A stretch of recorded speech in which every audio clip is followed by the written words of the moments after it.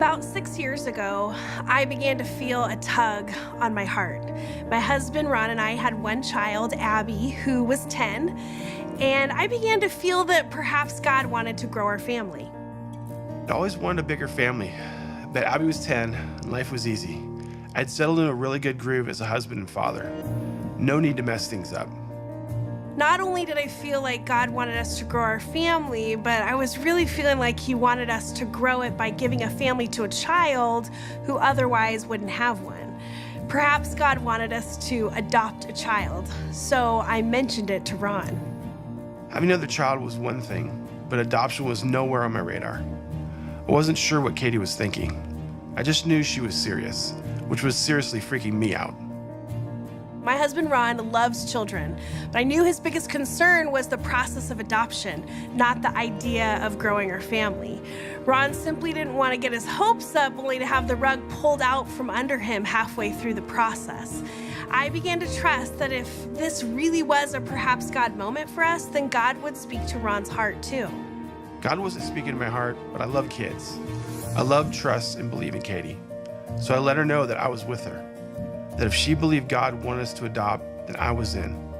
The issue wasn't totally settled in my heart, but in this thing with Katie, if God was speaking to her, then I was with her, heart and soul. So we began the adoption process, and through it, God introduced us to Ella, a spunky, joy-filled 7-year-old girl. Adopting Ella was wonderfully life-changing. Abby gained a sister, we gained a daughter, and Ella gained a family. Life was good. Our family was complete. No need to mess things up. Not long after Ella joined our family, I had another perhaps God moment.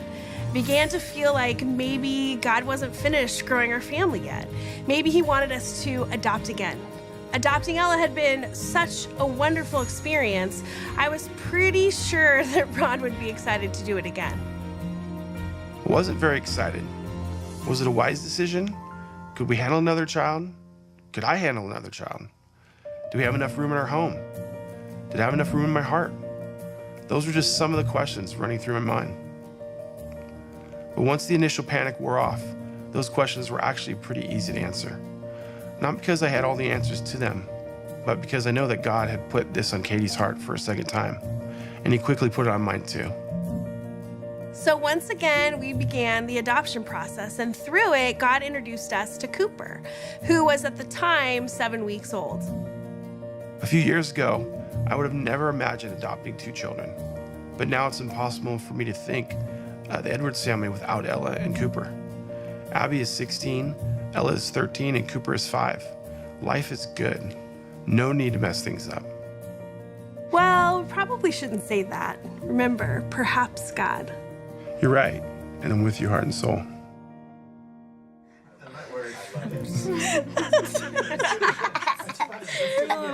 Okay, ready? Like 5 times. Okay.